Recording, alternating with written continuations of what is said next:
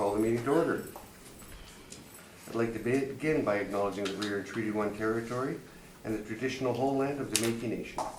I'll introduce the panel members first. I'm Marcel Larondo. I'll be chairing, Linda McFadden to my left, and Richard Whitebread to the far left. The assessor today is Jonathan Spazek, and the administrative assistant today is Katie Sutherland. We will be hearing applications for revision of the assessment roll in accordance with the Municipal Act. The matters for which revision is requested have been described in each application. We will limit the discussions to those matters. The statements that applicants or the assessor make at this hearing are sworn testimony, and anyone speaking to the matters must be sworn in. Be advised that comparisons of assessment of properties are not considered evidence of market value by the Board of Revision. The Board of Revision is appointed annually by council and is independent of it and the city administration. It makes its decisions on the basis of the evidence provided at this hearing and issues a written order that will be mailed to all parties as soon as possible. Please note that the board's decision with respect to an application may be appealed to the Manitoba Municipal Board if the matter pertains to assessed value or classification, or to the Court of Queen's Bench if the matter pertains to an application of exemption from taxation. Should you wish to appeal, information on how to do so will be included with the board order. With respect to the hearing process, I will confirm the matters to be addressed with each applicant following the swearing in.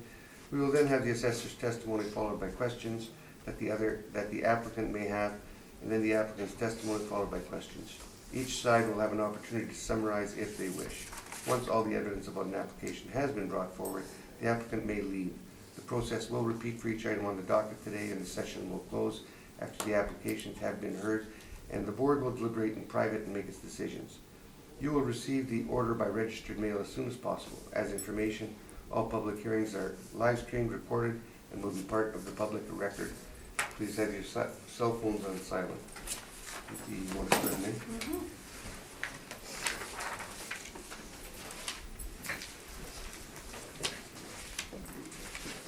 So you I'll affirm? swear. You swear? Okay. So please state your name. Jonathan Spacek. Do you swear that the evidence you're about to present is the truth, the whole truth, and nothing but the truth, so help you God? I swear. Okay. Swear. Please state your name. Amy Becker. Do you swear that the evidence you're about to present is the truth, the whole truth, and nothing but the truth, so help you God? Thank you. We'll start with Elgin Avenue when you are ready. John. Thank you, Mr. Chair. We are looking at roll number 130701630000. This is a 2020 assessed value of $96,000. It is a 4,368 square foot lot, and I will try to save some time, and I believe the appellant is asking for this one to be confirmed. That's correct. Confirm? Yep. Okay, we'll just confirm it. That's easy. The next property will be 421 William. 421 William is the next package. We're looking at roll number 130701830000. This is 421 William Avenue. I have included pictures on page 2. We have a 2020 value of $153,000. This is a land area. This is a commercial mixed use lot that has a land area of 6,558. And again, you can look at page 2 to see what exactly it is. This is a empty lot between two houses.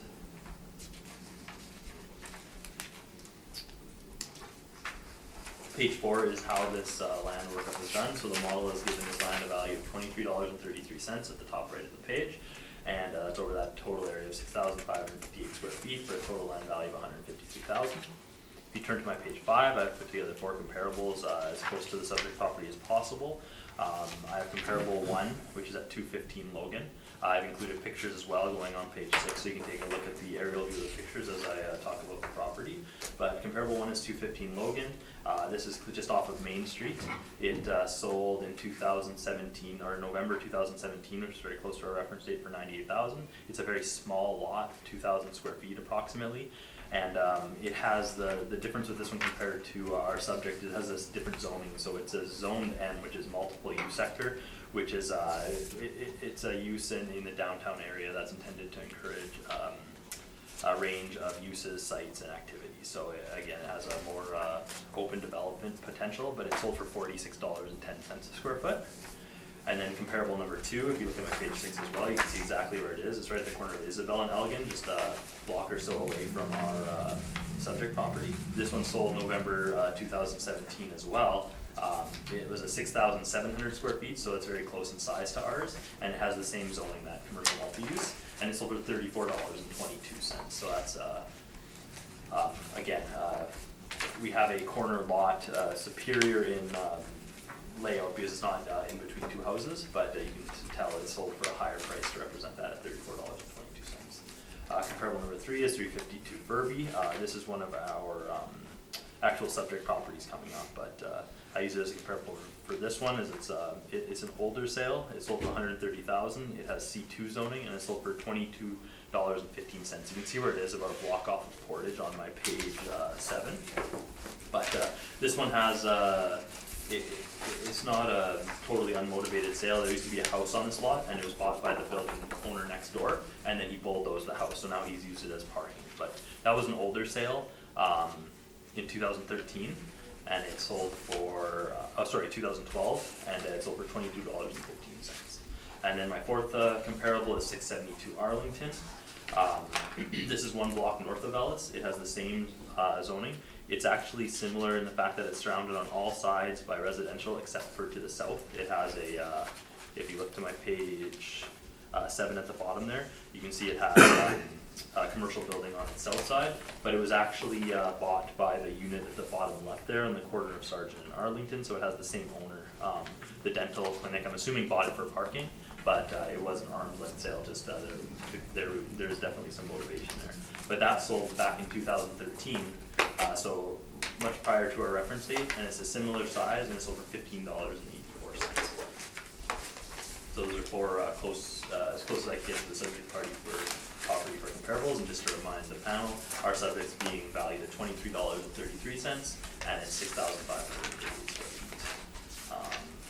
If you have any questions, please let me know. That's my presentation. Questions? Okay, so you agree that comparable 1 is much smaller than the subject property and so would have a higher per square foot price? Comparable 1, yes, I agree. For comparable 2, do you know if 174 Isabel sold by itself, or have you seen the MLS listing that shows that it actually sold with the adjacent parcel at 507 Elgin? I believe I didn't see that on when I looked at the sale, but I believe that could easily have sold together, yes. Okay, I do have rebuttal evidence that just shows the MLS listing for it being the 174 Isabel and 507 Elgin. And then the printout from the city's website showing the square footages of both of them. And then I've worked out what the sale price over the combination of the square footages would be. So I don't know if you want me to have that handed out at this time. You can do it after you do your questions. Okay. Yeah, I guess those would be my questions. That's and it? then So get it handed out then. Okay. So this is a comparable that's used for another property as well. So it's for both of these. So there's the copy for everyone and then one for each of the 2 files. Thank you very much.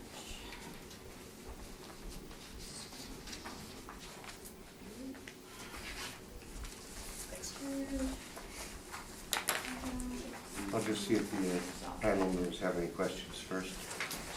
Richard, do you have any questions? I don't, thank you. Linda? I do not. And I don't, so on with your rebuttal on the, So on pages 1, 2, and 3, it shows an older sale, just showing that, I just wanted to show kind of an older sale as well, just showing that this has been sold as a parcel of 2 packages a couple of times. It's actually, again, listed as a package currently.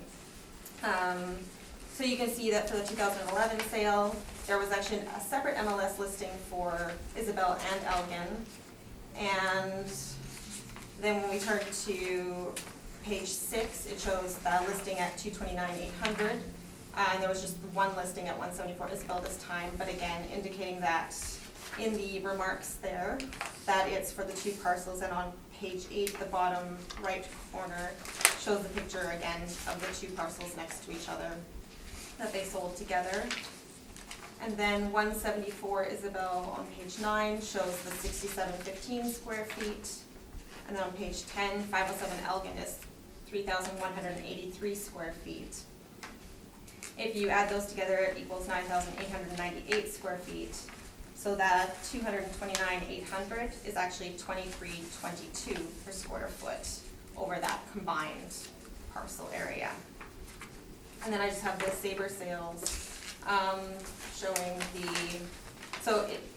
interestingly, the 2011 sale shows up as independent sales on Sabre, but only shows up on Isabel for the 2017 sale.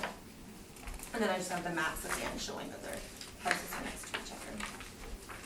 And then again, the parcels are currently up together for sale as a package, currently as well. Thank you. Questions, Jonathan? I have no questions on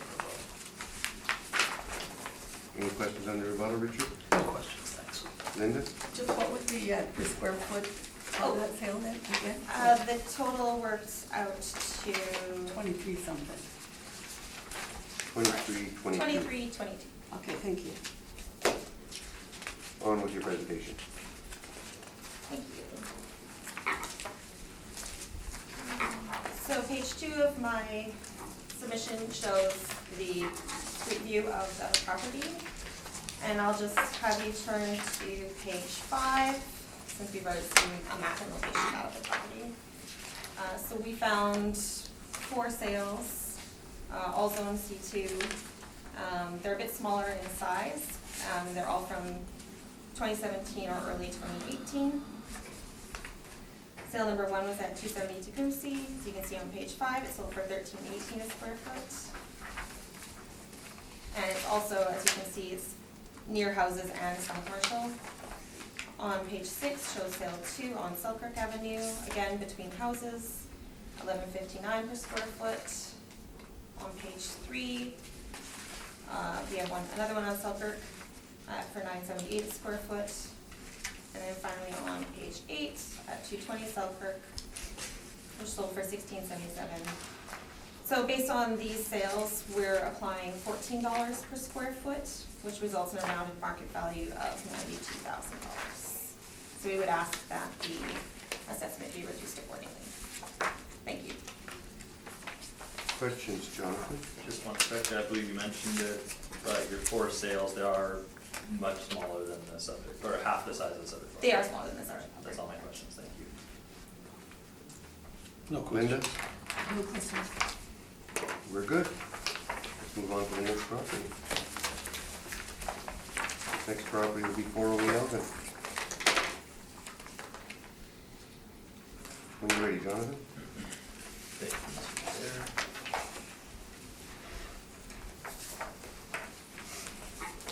Okay, 408 Elgin, this is roll number 1307-016400. We have a 2020 assessed value of $168,000. This is a parcel that is 6,550 square feet in size, and to save time, I have looked ahead, and I believe the appellant is asking for confirmation. That is Confirmation? Confirm. Confirm 408.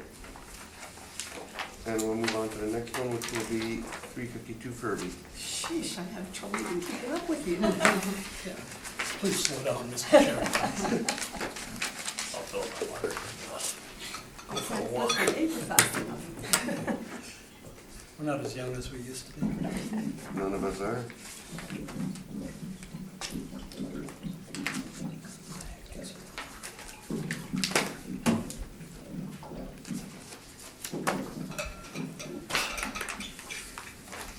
Is everyone 352? We're there. Okay. Roll number 1305-052800, 352 Furby. We have a roll number, we have a roll year 2020 assessed value at $200,000.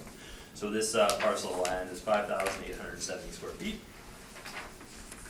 You can see on page 2 exactly where it's located. It's zoned C2 commercial.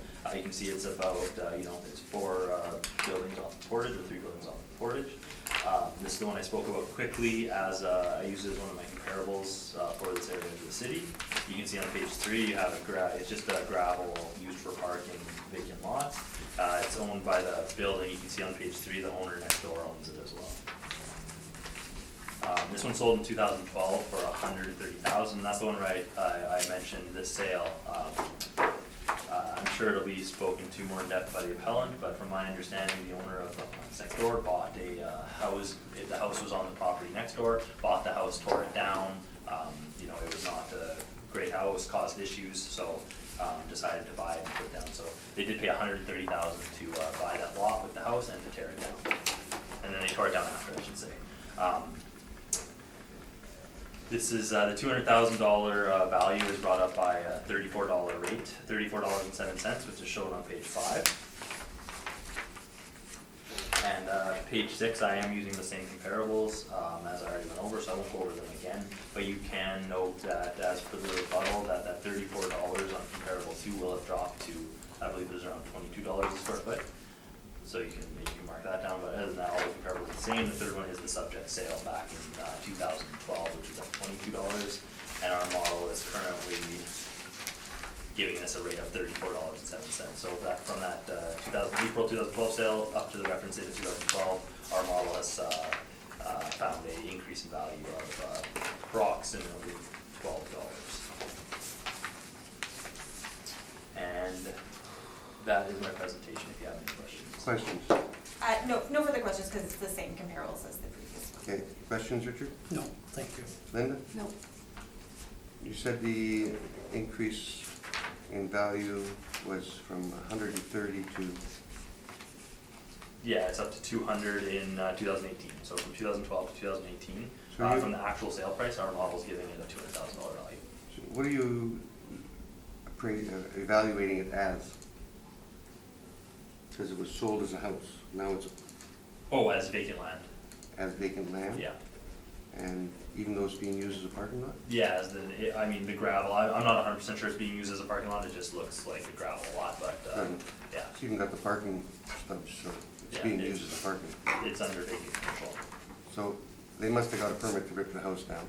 I believe there's a demolition permit, yes. And usually they have to have something that goes with it to say why they took it down, or the city doesn't allow it to go down, so. I don't know of what they have planned for this lot. What would it be valued at if it was a parking lot? Parking lot, I don't have the work up in front of me, but each stall at a rate in that area with a cap rate. I don't have the parking lot value. Okay. On with your presentation. Thank you. So we turn to page 3, it has a brief description of the property. So, as the assessors already mentioned, the owner of this property owns the commercial building next door. They purchased the property in 2012 for $130,000 when it did have a house on it. It wasn't a typical market transaction for the land. He exercised first right of refusal to purchase the house. And then he had it demolished to avoid neighborhood problems which had arisen there that he felt were negatively affecting his business. So other than, what appears from the pictures to look like somebody's parking there, he doesn't have plans for the lot. Turning to page 5, are some land sales in the area. Some are smaller in size, some are similar, one is similar in size. And the sales took place in 17 and early 18. So on page 6 shows the first 2 of the sales, one on Toronto, which sold for $17.94, one on Furby, which sold for $16.84. On page 7, there's another on Furby that sold for $19.53, and the final one on Furby that sold for $19.90. Turning to page 8, the parcel at 440 Furby is closest to size and was zoned R2 at the time of the sale. The subject is zone C2, but based on the size and limited commercial use, we feel that probably it would be more suited, but would require rezoning. But given that, we're going to go with a market price of $18 per square foot, which would result in a rounded market value of $106,000. Thank you. Questions, Jonathan?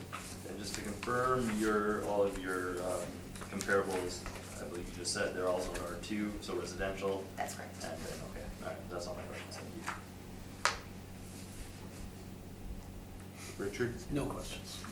Linda? question. The question you asked R2 is, this property would have been residential too as well, would it not? I don't know if it's been rezoned or if it was just C2 with, and it had a house on it, I don't know. It had a house on it though. Yes, it had a So it house should on have it. been R2. It was, I'm assuming it was at the sale R2. Okay. I'm good. Next one, 664 Corden, when you are ready, Jonathan.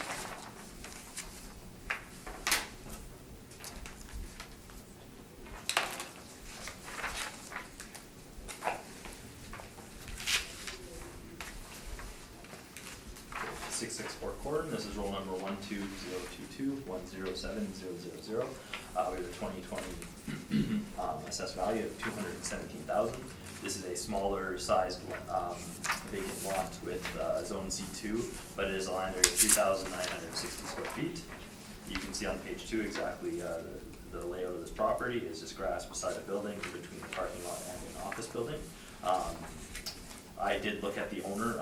It was the ownership's names were different between them, so I could not confirm if there was a relation to this lot, but it did have a arm's length sale in 2015 for $150,000. So from that arm's length sale of $150,000 in 2015, our model is now giving a value of $217,000 in 2018. So it's about 3 years apart. You can look on page 4, our model is giving this land in this area a value of $54.80 a square foot, and that's for that total value of $217,000. Page 5, I just tried to put some comparables closer to the subject property, so I have 4 new comparables here. My first one is down the ways on Academy. It's 500 Academy. This was it was built, as you can see on page 6. It originally had a house on it, located right on Academy. Nice rectangular lot, 7,000 size, so over double the size of our smaller lot, zone C1. And it sold for $63.15. So again, it sold. It was sold higher than what our subject property is valued at. If you look at comparable, and they actually rebuilt a one-story medical office, or one-story sort of medical office on there. Comparable number 2 is 1795 Corden. So again, we're down the ways more towards Route 90 on Corden, and we have a sale February 4th. This is comparable number 2. Sold February 2016. It's a 10,000 square foot lot, nice rectangle you can see as well, and it sold for $78.24, which is higher than our subject property. And you can see on page 6 at the bottom just the layout of that lot, where it is compared to our subject property. Comparable 3 is 477 Pembina. I threw this one on because it's a much smaller size lot. You can see it actually on page 7. It's a small triangular lot right on Pembina, and they actually squeezed in a retail store on there. You can see it there to drive up. And, but the size of it is 3,999 square feet, zone C2, and it sold for $75 a square foot in 2013. And then comparable number 4 is actually our subject property. We had other properties on this docket nearby. They're going to be asked to confirm, but I did throw it on there to be comparable with those ones. But this is just our subject property, and that 2015 sale that I sold about before. You can see that on the pictures, and that is my presentation. If you have any questions, please let me know. Question? Thank you. Turning to page 6. Okay, so for the first comparable there on Academy, you mentioned it did have a house on it. Yes. When it was purchased. Yes. Do you know what the condition of the house was when it was I purchased? did not know the condition of it. And the picture of 1795 Corden on the bottom, was that, is this the picture when it was purchased then? So did it have this commercial building on it already? From my understanding, it was an older building on it, and then it was torn down, and then a new one was built. Okay, so there was a huge commercial building on there that could Yes. have affected the sale price? Yes. Okay. Thank you, those are my questions. Richard? Nothing. Linda? I have nothing.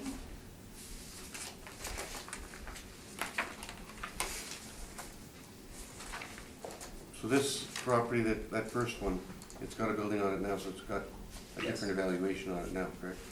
Sorry, the 500 Academy Road Yeah. has a newer building on it? Yeah. Yes, it has a one-story, newer OFM style retail slash, medical office. Okay.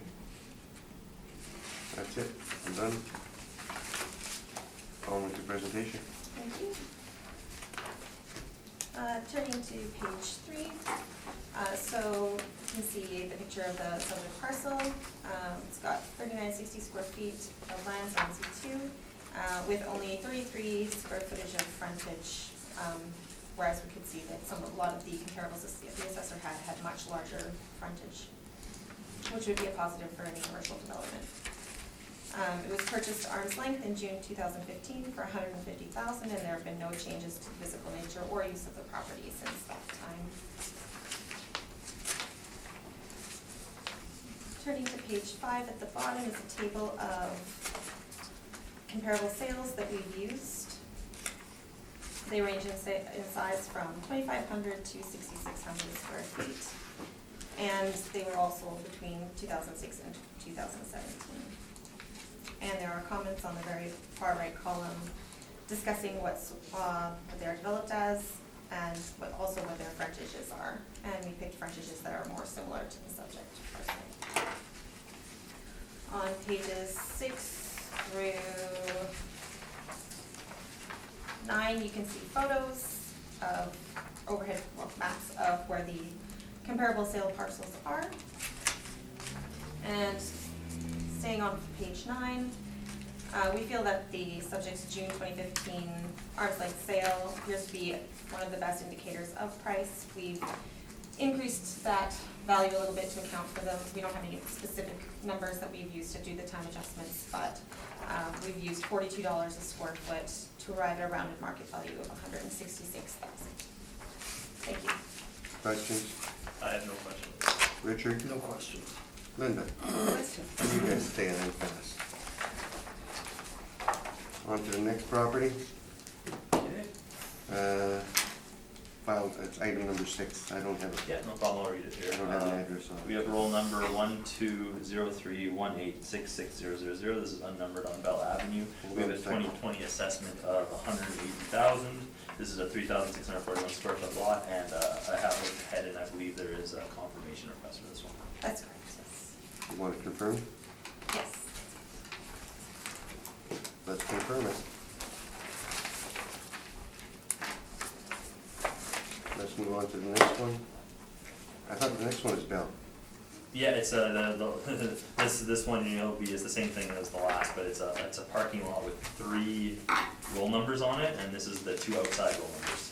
The middle roll number is a different owner. Okay, go ahead. But anyways, You're gonna- I did include pictures, but this is roll number 120318640000. We have a 2020 assessment of $163,000, and it's a 3,639 square foot portion of that lot, and I did look ahead, and the appellant, I believe, is asking for a confirmation. Confirmation? That's correct. Confirmation. Thank you very much. That concludes the matters for today.